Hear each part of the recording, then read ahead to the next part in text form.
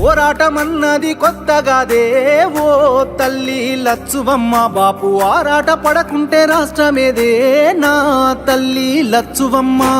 గులాబీ జెండా ఎత్తుకుంటా ఓ తల్లి లచ్చువమ్మ.